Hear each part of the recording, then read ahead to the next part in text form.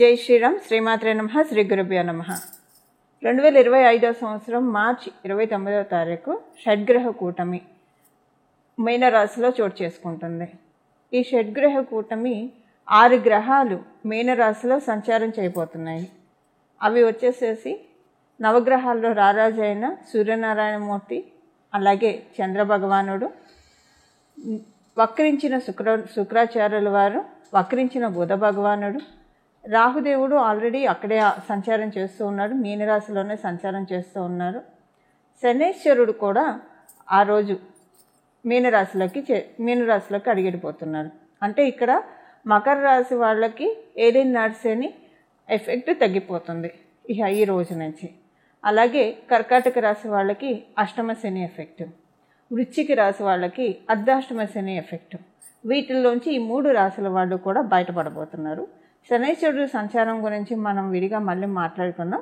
ప్రస్తుతం మనం ఈ షడ్గ్రహ కూటమి 6 గ్రహాలు కాలపురుషుడి కుండలిలో 1000 స్థానంలో సంచారం చేస్తూ ద్వాదశ రాశుల వాళ్ళకి, ద్వాదశ లగ్నాల వాళ్ళకి ఎలాంటి ఫలితాలను సూచిస్తున్నాయి, తీసుకోవాల్సిన జాగ్రత్తలు ఏంటి, ఇవన్నీ మనం ఒకసారి చూద్దాం. వీటి ఎంతటికంటే ముందు రాహుకేతువులు ఇద్దరూ కూడా 12వ స్థానం మరియు షష్ఠ స్థానంలో సంచారం చేస్తున్నాడు. కేతు భగవానుడు షష్ఠ స్థానంలో, రాహుదేవుడు 1000 స్థానంలో సంచారం చేస్తున్నాడు. అంటే కాలపురుషుడి కుండలిలో నుంచి 1000 స్థానమైన మీనరాశిలో సంచారం చేస్తూ ఉన్నాడు. ఈ కన్యా రాశి కరెక్ట్గా చూసుకుంటే కనుక మనకి అంటే మిడ్ ఆఫ్ ద జోడియాక్ షడ్రూపీస్ని సూచిస్తుంది ఈ కన్యా రాశి. రుణ రోగ శత్రుస్థానం అని చెప్తుంది జ్యోతిష శాస్త్రం. ఈ కన్యా రాశిని 6వ స్థానాన్ని, అంటే ఏ రాశికైనా సరే 6వ స్థానం రుణరోగ శత్రుస్థానాన్ని సూచిస్తుంది. అక్కడ కేతు భగవానుడు ఉన్నాడు. యాక్చువల్గా రాహు భగవానుడికి కన్యా రాశి చాలా కంఫర్టబుల్ ప్లేస్, మీనరాశిలో కేతు దేవునికి చాలా కంఫర్టబుల్ ప్రదేశం. వీళ్ళిద్దరూ కూడా దానికి ఆపోజిట్గా సంచారం చేస్తూ ఈ షడ్గ్రహ కూటమి చోటు చేసుకుంటూ ఉంది. 12వ స్థానము మనందరినీ కూడా లిబరేట్ చేసే హౌస్. ప్రతి విషయంలో నుంచి, మనకున్న ఈతి బాధల నుంచి, అంతెందుకు మన సోల్ కూడా లిబరేట్ అవుతుందా లేదా, ఈ బాడీలోంచి ఈ సోల్ ఎప్పుడైతే డిపార్చర్ అవుతుందో ఈ సోల్ ముక్తి పదంలోకి వెళ్తుందా, ఉత్తమ గతిలోకి వెళ్తుందా, అధోగతికి వెళ్తుందా, ఊర్ధ్వలోకాలకు వెళ్తుందా, ఇలాంటివన్నీ కూడా మనం 12వ స్థానం వ్యయభావం నుంచి చూస్తాం. అంటే వ్యయభావం అంటే మొత్తం ఖర్చు అయిపోవడం, డబ్బులు ఖర్చు అయిపోవడం, మన కర్మలు కూడా ఖర్చు అయిపోవడం. అది పుణ్యకర్మలు కావచ్చు, పాపకర్మలు కావచ్చు. ఈ 2 ఖర్చు అయిపోయినప్పుడే మన సోలు ఉత్తమ గతులు చేరుకోవడానికి అర్హత సాధిస్తుంది. అయితే ఇప్పుడు మనకు అది ఇర్రెస్పెక్టివ్ ఈ 12వ స్థానంలో చోటు చేసుకోబోయే ఈ షడ్గ్రహ కూటమి ద్వాదశ రాశుల వాళ్ళకి ఎలాంటి ఫలితాన్ని తెచ్చిపెట్టబోతుందో. ఈ షడ్గ్రహ కూటమిలో ఒక విశేషాంశం ఉంది. ఈ షడ్గ్రహ కూటమి ఒక 2 విశేషాంశాలను సూచిస్తుంది. కన్యా రాశిలో కేతు భగవానుడు సంచారం చేస్తున్నాడు. కన్యా రాశ్యాధిపతి అయిన బుధ భగవానుడు మీనరాశిలో సంచారం చేస్తూ ఉన్నారు. ఆయన వక్రగతిలో ఉన్నాడు. ఇది నీచ స్థానం. మీనరాశి బుధ భగవానుడికి నీచ స్థానం. నీచ స్థానంలో ఉండి వక్రించాడంటే ఇది ఒక ఉచ్చ స్థానాన్ని సూచిస్తుంది. అంటే ఇది ఒక ఎగ్జాల్టేషన్ పాయింట్గా మనకి కన్సిడరేషన్లోకి వస్తుంది.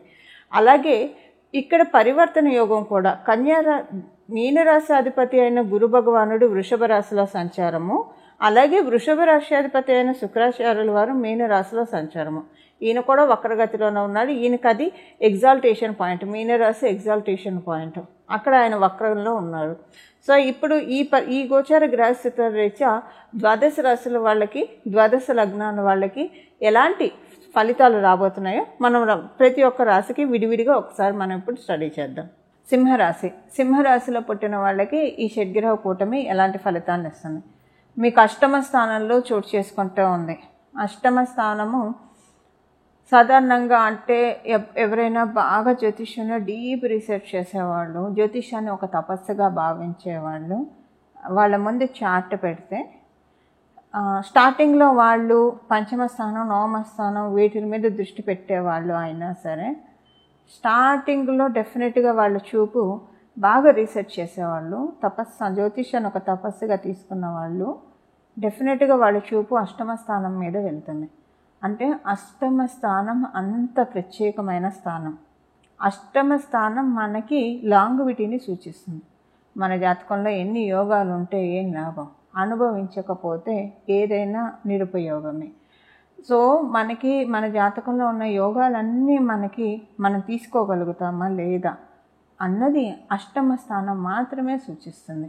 అష్టమ స్థానంలో మీకు ఈ షడ్గ్రహ కూటమి ఏర్పడటం మీకు ఏ విషయంలో ఆయుష్నిస్తుంది అంటే మీకున్న ధన సంపత్తికి ఆయుష్నిస్తుందా, అలాగే మీకు మైత్రికి ఆయుష్నిస్తుందా, వృత్తిపరంగా ఆయుష్నిస్తుందా, అది ఇప్పుడు మనం చూద్దాము. డెఫినెట్గా ఫైనాన్షియల్ మ్యాటర్స్లో మంచి ఆయుష్ని పోస్తుంది ఈ షడ్గ్రహ కూటమి మీకు అష్టమ స్థానంలో జరుగుతుంది. మంచి ఆయుష్ని పోస్తుంది అంటే మీకు ఈ సమయంలో వచ్చే డబ్బులు, ఈ సమయంలో మీకు వచ్చే ఆపర్చునిటీసు, ఈ సమయంలో మీకు వచ్చే అవకాశాలు ఇవన్నీ కూడా డెఫినెట్గా మీకు లాంగ్ లాస్ట్ అవుతాయి. అంటే చాలా కాలం కొనసాగుతాయి. ఆయుష్ ఎక్కువగా ఉంటుంది వీటన్నిటికీ కూడా. ఉదాహరణకి మీకు ఈ సమయంలో మంచి ఉద్యోగం వచ్చిందంటే దీనికి మీ ఉద్యోగానికి ఆయుర్దాయం ఎక్కువగా ఉంటుంది. మీరు సంపాదించే సంపాదనకు ఆయుర్దాయం ఎక్కువగా ఉంటుంది. అంటే ఇప్పుడు మీరు ఈ ఉద్యోగంలో చాలా కాలం కంటిన్యూ అవ్వచ్చు, లేదా ఈ ఉద్యోగం నుంచి ఇంకొక మంచి ఉద్యోగంలోకి జంపిన అది చాలా కాలం కంటిన్యూ అవ్వచ్చు.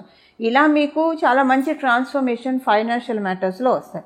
మీరు వ్యాపారస్తులు అయితే కనుక ఇక్కడ మీరు జాగ్రత్తగా గమనించండి. మార్చి మరియు ఏప్రిల్ ఈ 2 నెలల్లో చాలా ట్రాన్స్ఫర్మేషన్స్ ఇస్తారు వ్యాపారస్తులు. ఈ ట్రాన్స్ఫర్మేషన్స్ మీకు చాలా సంతృప్తికరంగా అనిపిస్తుంది. ఒక్కోసారి మనకు అనిపిస్తుంది కదా, భగవంతుడిని చాలా ఇస్తూ ఉన్నాడు, మనము ఇచ్చేప్పుడు ఇంకా మళ్ళీ అడుగుతూ ఉంటే ఇది సబబు కాదేమో అనుకునే పరిస్థితులు కొంతమంది లైఫ్స్లో చూస్తూ ఉంటారు. ఇవి మనం వింటూ ఉంటాం, కానీ మనం ఎక్స్పీరియన్స్ అవ్వము. ఇప్పుడు మీరు ఎక్స్పీరియన్స్ అవుతారు. మీ జన్మజాతకం బలంగా ఉంటే డెఫినెట్గా మీరు ఎక్స్పీరియన్స్ అవుతారు. అంటే ఇంతకంటే భగవంతుని ఎక్కువ అడిగితే అది క్రైమ్ ఏమో అని డెఫినెట్గా మీరు ఎక్స్పీరియన్స్ అవుతారు. ఇక నుంచి ఈ 2 మంత్స్లో అంత చేంజెస్ వస్తే ఇవి మీకు ఇంకా ఆయుష్ని ఇస్తుంది. ఇప్పుడు నేను మొదట చెప్పాను కదా ఆయుష్ని ఇస్తుందని. ఈ 2 మంత్స్లో చూసిందే మీకు చాలా కాలం అనమాట ఆయుష్ ఎక్కువగా ఉంటుంది. చాలా కాలం సేమ్ కంటిన్యూగా చూస్తారు. ఇది మీ జన్మజాతకం ప్రస్తుతం బలంగా ఉంటే కనుక. ఉదాహరణకి మీ జన్మజాతకం అస్సలు సపోర్టింగ్గా లేకపోతే అప్పుడు కూడా మీరు చూస్తారు. మేబీ ఇంతకంటే ఇంకా భగవంతుడిని అడగకూడదు అన్న స్టేజ్లో కాకపోయినా డెఫినెట్గా ఇంతకు ముందుతో కంపేర్ చేస్తే అమ్మయ్య అని గుండెల మీద చెయ్యి వేసుకునే విధంగా డెఫినెట్గా మీకు మంచి ఫైనాన్షియల్ ట్రాన్స్ఫర్మేషన్స్ వ్యాపారస్తులకి ఈ షడ్గ్రహ కూటమి అందజేస్తుంది, షష్టగ్రహ కూటమి అందజేస్తూ ఉంది. మీ రాష్ట్రాధిపతి కూడా ఈ షడ్గ్రహ కూటంలో ఇన్వాల్వ్ అయి ఉన్నారు. సో మీకు ఆరోగ్య సమస్యలు ఏమైనా ఉంటే వాటి నుంచి గ్యాస్ట్రిక్ ట్రబుల్స్ కావచ్చు, అల్సర్స్ కావచ్చు, ఏవైనా సరే ఏ రకమైన హెల్త్ ప్రాబ్లంతో మీరు గోత్రూ అవుతున్నా లేదా మీ ఇంట్లో వాళ్ళు గోత్రూ అవుతున్నా వాటన్నిటి నుంచి మిమ్మల్ని బయటపడేస్తారు. ఒక మంచి వైద్యంతో కావచ్చు, అది ఎలాంటి వైద్యం అయినా సరే, అంటే మీరు వెళ్తారని కాదు, టక్కన మీకు అలాగా కనెక్ట్ అవుతాయి. ఈ టైంలో కనుక ఏదైనా ప్రాబ్లం వస్తే హెల్త్ ప్రాబ్లం, ఇంకా అది మీకు అది కిల్ అయిపోతుంది. ఆ హెల్త్ ప్రాబ్లం అనేది కిల్ అయిపోయి ఆరోగ్యానికి ఆయుష్ని ఇస్తాడు సూర్యనారాయణ మూర్తి. అంటే మీకు ప్రతిదానికి ఆయుష్ కావాలి మనకి ఇప్పుడు ఆరోగ్యానికి ఆయుష్ని ఇస్తూ ఉన్నాడు సూర్యనారాయణ మూర్తి. సో మీకు ఎలాంటి హెల్త్ ప్రాబ్లమ్స్ ఉన్నా వాటన్నిటినీ కూడా ఫ్లెష్ అవుట్ చేసి ఆరోగ్యాన్ని ఇచ్చి ఈ ఆరోగ్యం మీకు తెలియకుండానే కొన్ని హెల్త్ ఇన్పుట్స్ తీసుకుంటారు మీకు తెలియకుండానే. సూర్యనారాయణమూర్తి అలా తీసుకునే విధంగా మిమ్మల్ని ప్రేరేపిస్తాడు. ఏదైనా ఒక పండు తీసుకుంటే మీకున్న డిసీజ్ తగ్గిపోతాయి, లేదా మీకు తెలియకుండానే ఒక డాక్టర్ని కలిసి మీకు ఉన్న వ్యాధి క్యూర్ అవ్వచ్చు. ఇలా ఏదో ఒక రకంగా భగవంతుడు మిమ్మల్ని క్యూర్ చేస్తున్నారు, సూర్యనారాయణమూర్తి మిమ్మల్ని క్యూర్ చేస్తున్నారు. ఇది మీ జన్మజాతకం బాగా ఉంటే ఇది మీరు 100కి 100% చూసి తీరుతారు. మీ జన్మజాతకం బాగోకపోతే అప్పుడు డెఫినెట్గా ఒక 40% అయితే మీరు బయటపడటానికి అవకాశం ఉంటుంది. ఇప్పుడు ఆరోగ్యానికి ఆయుష్ని ఇస్తున్నాడు, ధనానికి ఆయుష్ని ఇస్తున్నాడు, మీకున్న పేరు ప్రఖ్యాతలకు ఆయుష్ని ఇస్తున్నాడు. ప్రతి దానికి కూడా ఆయుష్ పెరుగుతూ ఉంది. సింహరాశి సింహ లగ్నంలో పుట్టిన వాళ్ళకి ఈ షడ్గ్రహ కూటమి ఇది ప్రసాదిస్తుంది. ఇక్కడ నుంచి చాలా కాలం ఈ యోగం కొనసాగుతుంది. అంటే షడ్గ్రహ కూటమి ఇచ్చేది ఈ ఆయుష్ అనేది ఎక్కువ కాలం ఉంటుంది కదా. సో ఎక్కువ కాలం ఇవన్నీ కూడా మీకు వర్తిస్తాయి. ఇవి షడ్గ్రహ కూటమి మీకు ప్రసాదించే శుభ ఫలితాలు. చూశారు కదండి ఈ షష్టగ్రహ కూటమి మీ రాశి వాళ్ళకి ఎలాంటి ఫలితాన్ని అందజేస్తుందో.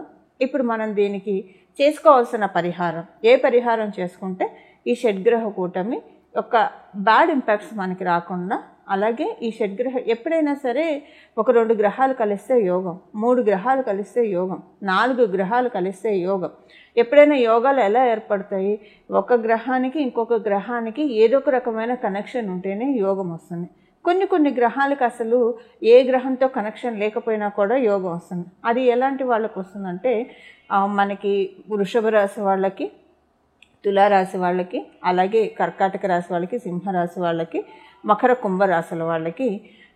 ఇప్పుడు వృషభ రాశి వాళ్ళకి, తులారాశి వాళ్ళకి శనిశ్చరుడు ఒక్కడు చాలు, ఏ గ్రహంతో సంబంధం లేకుండా పరిపూర్తిగా రాజయోగాన్ని ఇచ్చేస్తాడు.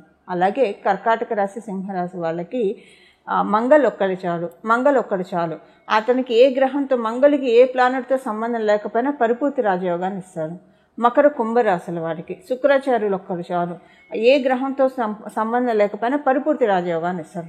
అదే వాళ్ళు కూడా ఇంకొక గ్రహంతో కలిస్తే ఈ యోగం అనేది మరింత పటిష్టం అవుతుంది, మరింత బలోపేతం అవుతుంది. ఇప్పుడు ఈ యోగాన్ని మనం పటిష్టం చేసుకోవడానికి ఏ రకమైన పరిహారం చేసుకోవాలో ఇప్పుడు మనం చూద్దాం. షడ్గ్రహ కూటమి స్టార్ట్ అయిన 29వ తారీఖు మనకి షడ్గ్రహ కూటమి ఉంటుంది. ఈ రోజు మొదలుకొని ఒక 11 రోజులు లేదా 21 రోజులు ప్రతిరోజు కూడా మీకు వీలైతే హనుమంతుడు ఆలయానికి వెళ్ళి అక్కడ ఒక 41 సార్లు ప్రదక్షిణం చేసి 41 సార్లు హనుమాన్ చాలీసా చదువుకుంటే చాలా మంచి సత్ఫలితాన్ని షడ్గ్రహ కూటమి తెచ్చిపెడుతుంది. ఉదాహరణకి మీ ఇంటి దగ్గర ఆంజనేయ స్వామి వారి గుడి అందుబాటులో లేదు, ఉదాహరణకు ఒకవేళ అందుబాటులో ఉన్న మీ టైం బిజీ వల్ల మీరు 21 రోజులు కంటిన్యూగా వెళ్ళలేకపోతూ ఉన్నారంటే 21 రోజులు మీ ఇంట్లో అయినా సరే ప్రతిరోజు స్నానం చేసిన వెంటనే హనుమాన్ చాలీసాని ఒక 11 సార్లు మీరు చదువుకోవాలి. ఖచ్చితంగా 21 రోజులు ప్రతిరోజు క్రమం తప్పకుండా 11 సార్లు రిపీటెడ్గా హనుమాన్ చాలీసాని చదువుకోవాలి. హనుమాన్ చాలీసా చదువుకోవడం మాత్రమే కాకుండా అంటే పరిపూర్తిగా దృష్టి పెట్టి హనుమాన్ చాలీసా మీద పరిపూర్తిగా దృష్టి పెట్టి చదవడం చేయాలి. ఇలా చేయడం వల్ల ఈ షడ్గ్రహ కూటమి యొక్క నెగిటివ్ ఎఫెక్ట్స్ అన్నీ కూడా ఆయన తోకతో జాడించి కొడతాడు. అలాగే దీనివల్ల వచ్చే యోగాలన్నింటినీ కూడా ఫిల్టర్ చేసి మనకు అందిస్తాడు, అంటే మనల్ని ఆశీర్వదిస్తాడు. ఆయన ఆశీర్వాదం, భగవంతుడి ఆశీర్వాదం ఎప్పుడైతే మనకు వస్తుందో అదొక వరం. భగవంతుడి ఆశీర్వాదం అంటే మనకి జీవితంలో లోటు ఏముంటుందో చెప్పండి. అలా మనకి ఆంజనేయ స్వామి వారి చరణాలను ఆశ్రయిస్తే అలాంటి సత్ఫలితాలు ఉంటుంది. అలాగే మార్చి 29వ తారీఖు నుంచి ప్రతిరోజు కూడా శ్రీరామ భక్తాయ హనుమతే నమః, శ్రీరామ భక్తాయ హనుమతే నమః, శ్రీరామ భక్తాయ హనుమతే నమః, శ్రీరామ భక్తాయ హనుమతే నమః అని ఈ నామాన్ని సర్వకాల సర్వావస్థలో, అంటే మీరు ఏ పని చేస్తున్నా సరే ఈ నామాన్ని జపించుకోవచ్చు. మీరు ఉదయాన్నే కొంచెం స్నానం ఆలస్యంగా చేస్తున్నా ఈ నామాన్ని జపించవచ్చు, రాత్రి పడుకునేప్పుడు ఈ నామాన్ని జపించవచ్చు, మీరు ఏ పని చేస్తున్నా ఈ నామాన్ని జపించవచ్చు. మీరు బాత్రూమ్కి వెళ్ళినప్పుడు తప్పించి ఇంకా మిగతా సమయాలు మొత్తం కూడా ఈ నామాన్ని చక్కగా జపించవచ్చు. ఈ విధంగా హనుమంతుడి చరణాన్ని ఆశ్రయిస్తే ఈ షడ్గ్రహ కూటమి మనందరికీ కూడా చాలా చక్కటి శుభ ఫలితాన్ని మనకు అందజేస్తుంది. అలాగే మీరు అమ్మవారు ఉపాసకులు అయితే ప్రతిరోజు కూడా 3 సార్లు లలితా సహస్రనామం చదవడానికి ప్రయత్నించండి. 3 సార్లు లలితా సహస్రనామం చదవడం కావచ్చు, వినడానికి కావచ్చు ప్రయత్నించండి. ఇలా 3 సార్లు లలితా సహస్రనామం చదవడం వల్ల లేదా వినడం వల్ల కూడా చాలా చక్కటి సత్ఫలితాన్ని, ఎందుకంటే అమ్మవారు మనకి ఈ సమయంలో అంటే మన జన్మ కుండలిలో కనుక ఏదైనా మీ జన్మ జాతకంలో మీనరాశి సంబంధించిన ఎఫెక్ట్స్ ఏమన్నా ఉంటే, అలాగే ఇప్పుడు మనం తెలుసుకున్న ఈ షడ్గ్రహ కూటమి, ఈ షష్టగ్రహ కూటమి, ఈ 6 గ్రహాలు ఏమన్నా మీ జన్మ జాతకంలో సరిగ్గా లేకపోతే, బలోపేతంగా లేకపోతే లలిత సహస్రనామం ఈ సమయంలో 3 సార్లు చదవడం వల్ల ఆ షడ్గ్రహ కుటుంబంలో ఉన్న గ్రహాలన్నీ కూడా మన జన్మజాతకంలో బలోపేతం చేసుకోవడానికి చాలా చక్కగా అమ్మవారు దీవిస్తారు. ఇందులో ఏమాత్రం సందేహం లేదు. ఇలా మనందరం కూడా ఈ షడ్గ్రహ కూటమిని చక్కగా అనుకూలంగా మార్చుకోవాలని చెప్పి మన జన్మజాతకంలో ఉన్న ఇబ్బందుల నుంచి మనం బయటపడి గట్టెక్కి, అలాగే మన జన్మజాతకంలో ఉన్న బ్లెస్సింగ్స్ని మనకి వెలికి తీసే షడ్గ్రహ కూటమికి మనందరం కూడా ఆహ్వానం పలుకుదాము. మంగళం. నమో భగవతే వాసుదేవాయ.